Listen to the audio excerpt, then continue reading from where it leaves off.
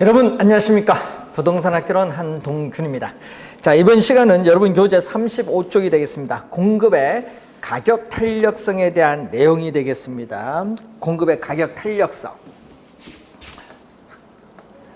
자, 수요가 중요합니다. 공급보다 수요가 중요하다는 걸 염두에 두고, 공급은 수요를 알면은 우리가 가볍게 또 공부를 할 수 있는 부분이 되겠습니다.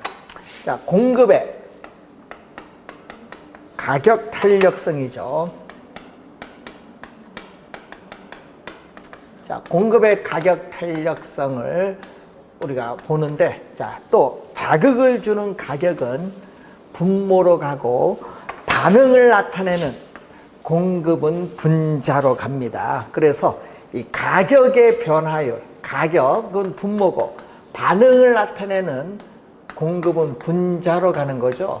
그래서 이 가격의 변화율, 자, 가격이 1% 변했다. 가격이 1% 변했을 때 공급량이 몇 프로 변하느냐. 근데 가격이 오르면 공급량도 증가죠. 가격이 오르면 공급량도 증가하는데, 화살표가 같은 방향으로 변동하면 플러스이기 때문에 절대값, 이 자체가 플러스니까 절대값을 씌울 필요는 없다. 그래서 가격이 1% 변했을 때 공급량이 몇 프로 변하는가를 측정하는 지표를 말하죠. 자, 또 마찬가지 또 1을 기준으로 하죠. 그래서 0과 우리가 무한대 사이에서 우리가 0과 1 사이에 있고, 또 1과 무한대 사이에 있는데 항상 또 1을 기준합니다. 자, 공급의 가격 탄력성이 1이다. 자, 공급의 가격 탄력성이 1일 때를 단위 탄력적이라고 하는데, 주의해야 될 것은 이 단위 탄력적일 땐 수요와 다르죠. 수요와 다른데 원점을 지나는 직선의 형태가 됩니다. 공급일 때는 QS로 표현하는데, 공급량은 이렇게 공급 곡선이 원점을 지나는 직선. 자, 이렇게 원점을 지나는 직선의 형태, 원점을 지나는 직선의 형태가 될 때를 우리는 공급의 가격 탄력성이 1인 단위 탄력적이라고 합니다.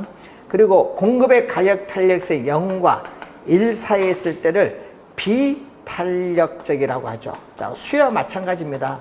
비탄력적일 때는 공급 곡선의 기울기가 또 급하다. 수요도 급했죠. 공급도 이렇게 공급 곡선의 기울기가 급합니다. 수요와 마찬가지로.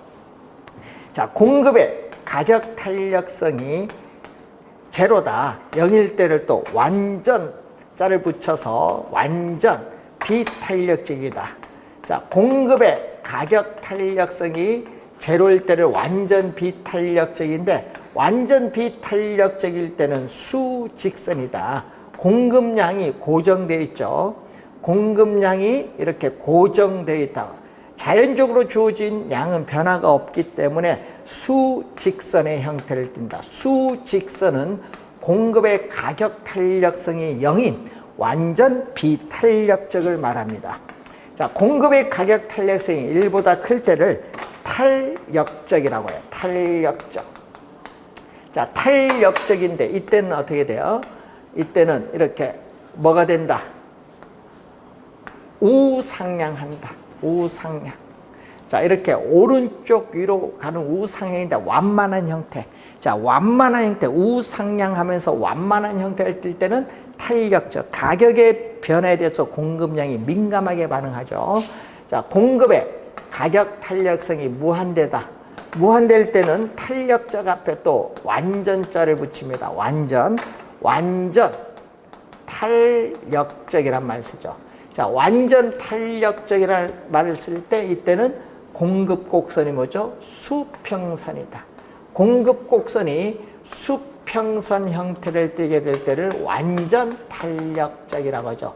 이 완만한 것이 점점 완만해져 수평선 형태가 뜨면 완전 탄력적이죠. 자, 공급의 가격 탄력성의 크기와 공급 곡선의 형태를 우리가 여러분 살펴봤는데, 여러분 교재 36쪽에 우리가 또 자세하게 나와 있는 그러한 내용이 되겠습니다.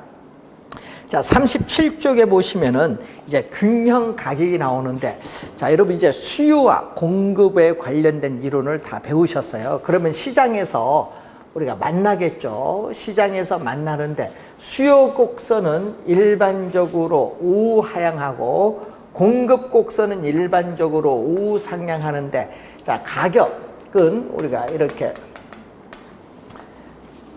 Y축에, X축은 수요량과 공급량이죠. 이것을 거래량으로 표현하죠. Q, 거래량. 수요량과 공급량을 줄여서 거래량으로 표현하는데, 가격이 상당히 비싸다. 자, 여러분, 시장에서 가격이 상당히 비싸다. P0. 가격이 상당히 비싸면 소비자들은 비싸니까 적게 소비해요. 수요 곡선과 만나는 점. 이 가격이 이렇게 비쌀 때는 수요 곡선과 만나는 점에서 5개를 소비하고요. 생산자는 가격이 비싸니까 많이 팔수록 좋죠. 그러니까 우리가 50개를 생산해요. 근데 50개를 만들었는데 시장에서 5개만 소비하니까 45개가 재고로 남아요. 그래서 공급량이 수요량보다 많은 상태, 공급량이 수요량보다 많은 상태를 우리는 전문용어로 초과 공급 또는 초과 공급량이라고 합니다. 이 초과 공급 또는 초과 공급량이라고 하는데, 문제는 이 초과 공급은 수요량은 5개인데 공급량은 50개죠. 공급량은 50개입니다. 그래서 이때 공급량이 수요량보다 이렇게 많은 상태를 우리는 공급이 초과되었다, 초과 공급 상태에 있다. 그런데 우리는 시장에서는 재고가 없다고 전제를 하기 때문에 이 초과 공급인 재고를 없애주기 위해서는 공급자 간의 경쟁이 벌이겠죠. 그래서 이 공급자 간의 경쟁이 벌어지면서 가격은 하락을 합니다. 그래서 초과 공급, 공급량이 수요량보다 많은 상태일 때, 자, 우리 시장에서 공급이 더 많다. 그럼 당연히 가격이 하락한다. 가격은 이렇게 하락을 하게 되죠. 가격은 하락을 한다. 자, 그런데 가격이 상당히 낮은 상태에 있다. 자, 가격이 상당히 이렇게 낮은 상태에 있다. 낮은 상태. 낮은 상태. 그러면 싸니까 P1 수중에서 가격이 싸니까 얼마? 공급은 10개. 싸니까 생산자는 공급은 적게 해요. 10개를 하고, 어떻게 소비자는 싸니까 얼마? 50개를 소비해요. 그러다 보니까 어느 크기만큼? 이 크기만큼 수요량이 더 많죠. 이것을 우린 전문용어로 뭐라고 하냐? 초과 수요라고 하죠. 수요량이 훨씬 더 많아졌다. 자, 그래서 이 수요량은 몇 개죠? 지금 50개인데 공급량은 몇 개? 10개다. 그래서 공급량보다 수요량이 훨씬 더 많은 상태를 우리는 수요량이 초과된 거죠. 초과 수요 또는 초과 수요량 상태에 있죠. 이때는 소비자는 적은 양의 상품 10개를 소비하기 위해서는 우리가 수요자 간의 경쟁을 벌이겠죠. 그래서 높은 가격을 지불하는 사람이 그 상품을 차지해서 소비합니다. 그래서 수요자 간의 경쟁에서 가격은 상승을 한다. 자, 초과 수요일 때는 수요자 간의 경쟁에서 가격은 상승을 합니다. 자, 초과 공급일 때는 가격은 하락을 하고 초과 수요 상태일 때는 가격이 상승합니다. 그래서 요 경쟁을 벌이죠. 이 가격의 조정 과정을 통해서 뭐가 돼? 요거 수요 곡선과 공급 곡선이 교차하는 점에서 우리는 균형이 되죠. 균형을 이퀄리브리엄해서 약어로 E로 표현하는데, 자, 균형에 도달을 하게 돼요.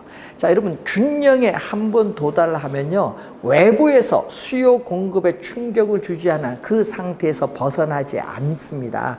벗어나지 않는 상태가 균형인데, 이 균형 상태에서 형성되는 이 가격, 이 균형 상태에서 형성되는 이 가격을 우리는 균형 가격이라고 해요. 균형. 자, 이 균형 상태에서 형성되는 가격을 균형 가격이라고 하고, 그럼 이 균형 가격에서의 이 수요량과 공급량.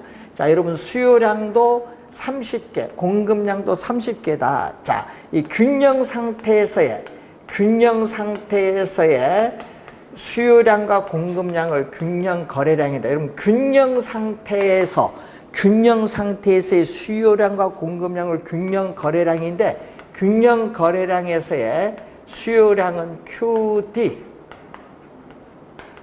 공급량은 QS인데 수요량과 공급량이 서로 같다는 거죠. 자, 그래서 여러분 계산 문제를 풀 때는 항상 이 수식을 이용했는데, 자, 30회 시험이나 31회 시험 또 계산 문제 출제할 때 계산은 바로 요 수식을 이용해서 계산했다는 거죠. 요 수식. 그래서 균형이란 말이 나온다. 시험 문제에 균형이란 말이 떴다. 그러면 수요량과 공급량은 같다 놓고 푸는데, 수요량과 공급량이 같으면요, 균형 상태에서는 수요량과 공급량이 같으면 초가 공급도 없고 수요량과 공급량이 같기 때문에 초가 수요도 없는 상태다. 그래서 이 균형 상태에서는 수요량과 공급량이 30개로 같기 때문에 초가 공급도 없고 초가 수요도 없는 상태를 말하는 개념이죠. 그래서 시장에서의 이러한 균형 가격이 어떻게 결정되고 있냐. 자, 수요와 공급에서 균형 가격이 결정되는 원리, 이 원리를 잘 이해를 해 두셔야 이 기본서 교재에 나오면은 좀 더 훨씬 더 쉽게 이해를 더 빨리 할 수 있는 부분이 되겠습니다. 자, 이 내용 하나 잘 기억을 해 두시기 바라고요. 자, 38쪽에 오시면은 경기 변동으로 갑니다. 자, 이 경기라는 것은 경제의 활동 상태를 의미합니다.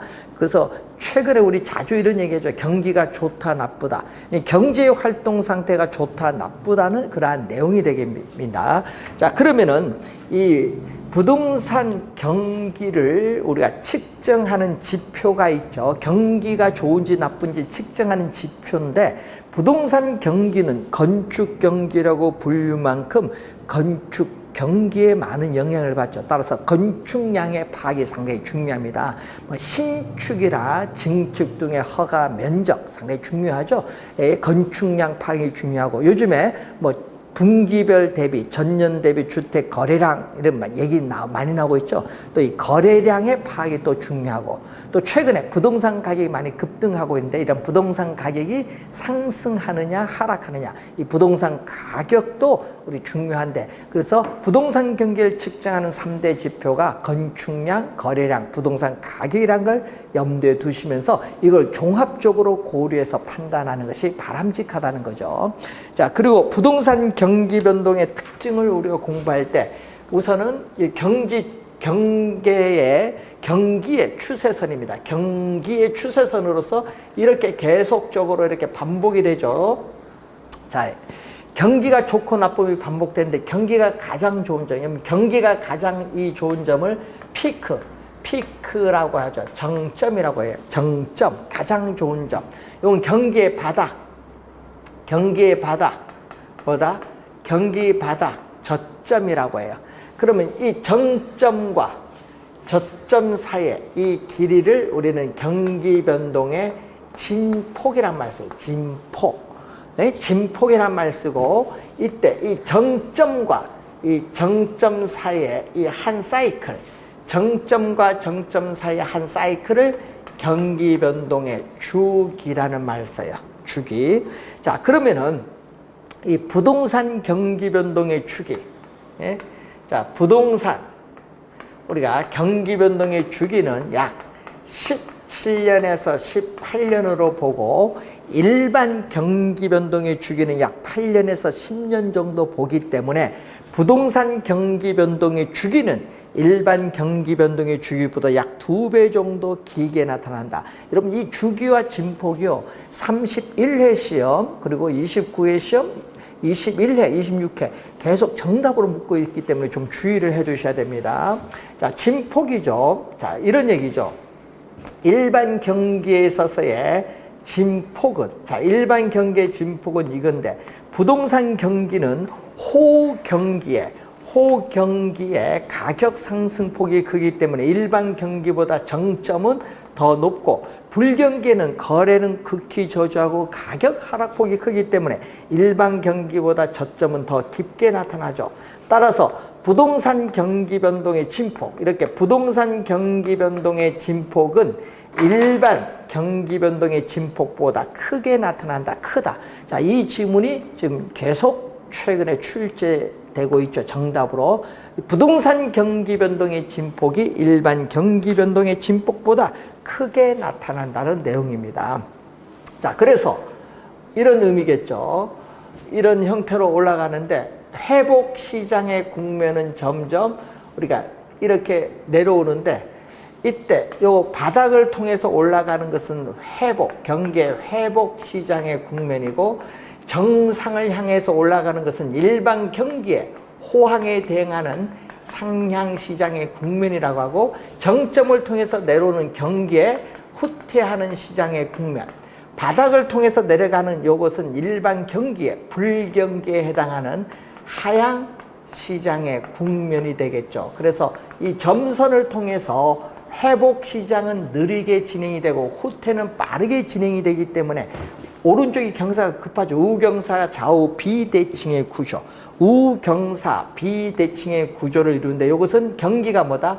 가격이 상승하는 확장, 팽창 국면이고, 이 국면은 가격이 하락하는 수축, 위축 국면이라고 이렇게 보시면 되겠죠. 자, 이런 변동을 우리는 순환적인 경기 변동이다. 자, 이렇게 계속 상승 하락이 계속 되풀이돼서 반복되는 이러한 순환적인 경기 변동인데, 순환적인 경기 변동은 4개의 순환 국면을 가지고 있다.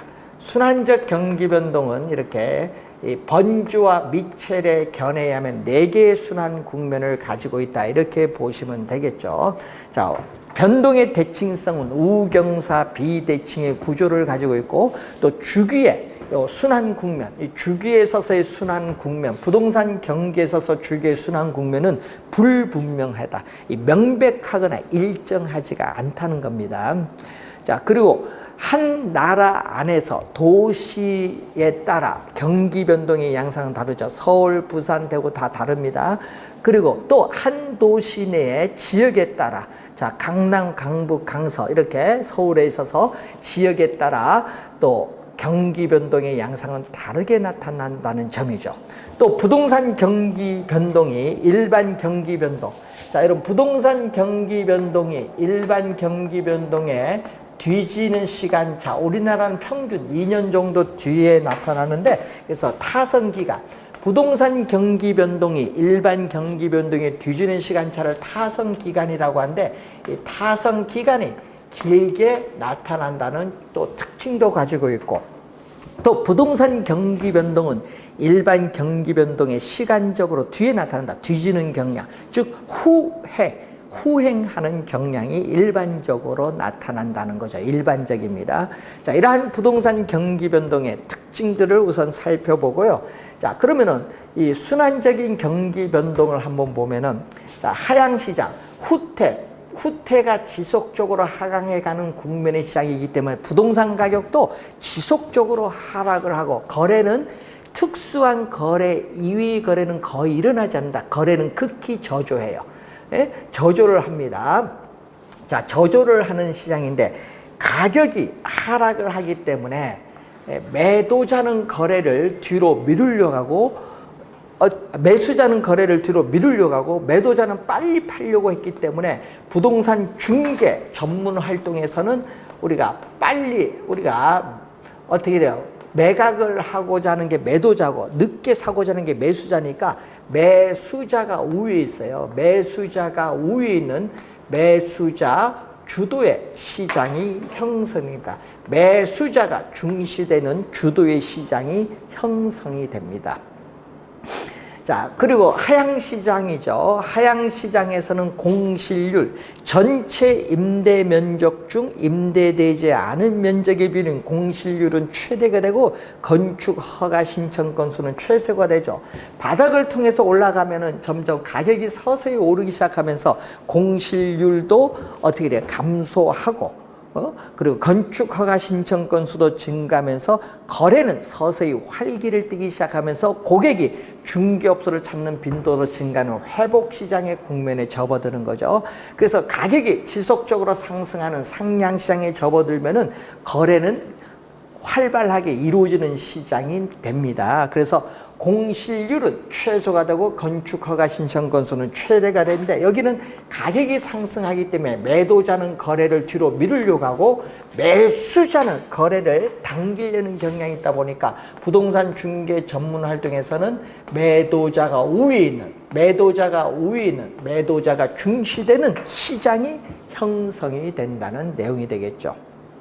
자, 이런 흐름인데, 자, 그러면 이러한 순환적 경기 변동은 네 가지 순환 국면인데, 이 순환 국면에는 분류에 속하지 않지만 일반 상품 시장에는 존재하지 않고 부동산 시장에만 존재하는 고유 시장이 나타나죠. 그 고유 시장을 안정시장이라고 하죠. 자, 안정시장은 부동산 가격이 이렇게 안정적이거나 가벼운 상승을 가져오는 국면의 시장입니다. 그렇기 때문에 어떻게 돼요? 우리는 경기에 불황에 강한 유형의 부동산인 규모가 작고 위치가 좋은 주택이라든지 또는 이 역세권 내 소규모 점포들은 불황시에도 가격이 상대적으로 안정이 되었기 때문에 유리하다는 거죠. 그래서 경기에 불황에 강한 유형의 부동산들이 존재하는 시장이 안정시장의 국면이다. 자, 그래서 과거의 거래 사례 가격, 여러분이 과거의 거래 사례 가격은 현재 보면 계속 안정적으로 오잖아요. 그래서 과거의 거래 사례 가격은 현재 새로운 거래 사례에서 보면 신뢰할 수 있는 거래의 기준이 된다. 자, 신뢰할 수 있는 거래의 기준이 된다는 점을 기억을 좀 해두시면 되겠죠. 자, 그러면은 부동산 경기에 있어서 이 순환적 경기 변동 이외에 또 다른 형태의 경기 변동이 나타날 수도 있는데, 자, 그 내용은 여러분 교재 우리가 42페이지에 나와 있습니다. 자, 42페이지에 보시면은 이 순환적 경기 변동 이외에 나타나는 다른 형태의 경기 변동으로서 계절적 변동, 뭐 무작위적 변동, 또 우리 추세적, 이 장기적 변동 등이 있는데, 요 두 가지만 우선은 좀 확인을 좀 해볼까요? 계절적 변동은 계절, 1년을 단위로 했을 때 봄, 여름, 가을, 겨울이 있어요. 이 계절에 따라 정기적으로 나타나는 경기 변동을 계절적 변동입니다. 자, 대학가 방학 동안에는 대학 인근의 원룸주택의 공실률이 증가하는 것은 매해 발생하죠. 이런 것이 계절적 변동입니다. 자, 봄, 가을 이사철에 있어서 우리가 이사가 활발해지는 거 매해 발생하죠. 이것도 계절적 변동. 자, 무작위적 변동은 예기치 못한 사태죠. 예기치 못한 사태. 자, 지진이나 홍수 등의 자연재해라든지 정쟁, 혁명, 폭등 등의 사회적 혼란, 또 정부의 급격한 부동산 정책의 변화, 이러한 예기치 못한 사태로 인해서 초래되는 비순환적인, 비주기적인 경기 변동을 무작위적 변동 또는 불규칙 변동이라고 하죠. 랜덤이죠. 랜덤, 무작위적, 불규칙 변동이라고 설명을 하고 있다. 이렇게 보시면 되겠습니다. 자, 관련해서 경기 변동이 또 29회도 출제했고 31회도 출제했는데, 그래서 32회는 좀 중요도가 낮은데 그래도 기본적으로 경기 흐름은 알기 위해서 상당히 한번 확인을 좀 해두셔야 될 부분이고요. 자, 거미집 이론이 나오죠.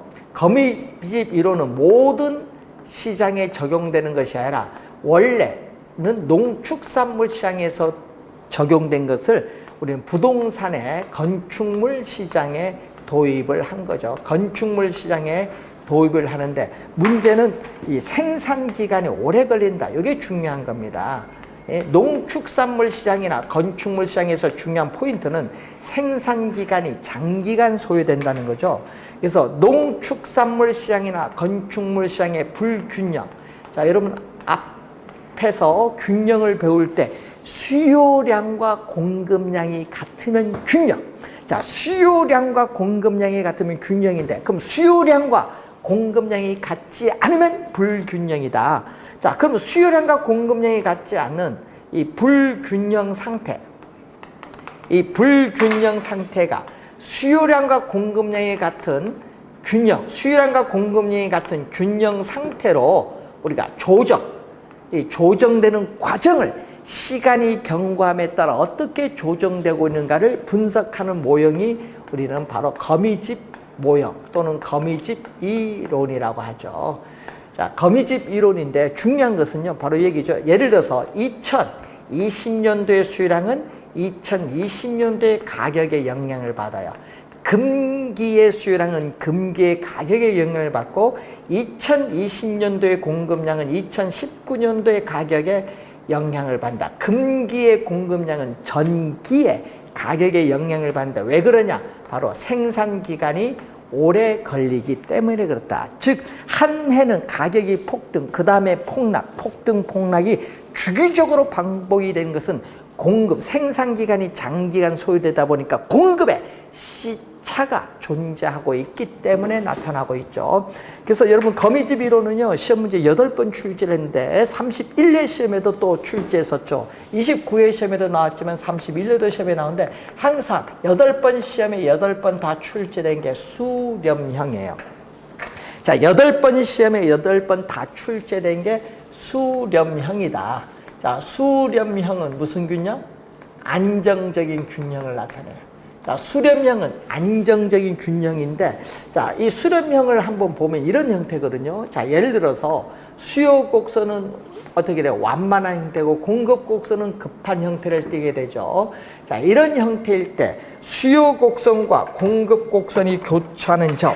자, 수요 곡선과 공급 곡선이 교차하는 점이 바로 이 점이 균형이죠. 자, 이 점이 균형인데, 그럼 이 점은 뭐죠? 불균형이죠. 수요 곡선과 공급 곡선이 교차하지 않으면 불균형입니다. 이 불균형이 화살표는 시간이 경과하는 거.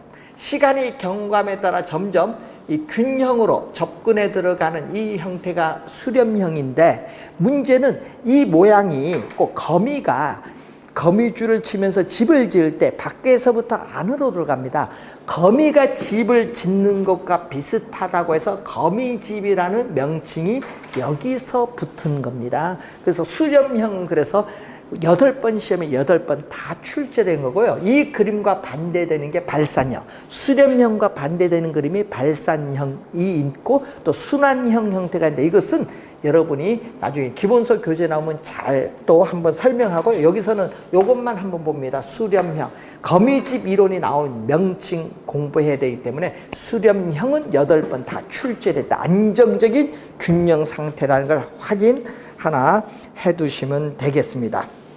자, 여러분 교재 45쪽으로 가면은 부동산 시장이 나오죠.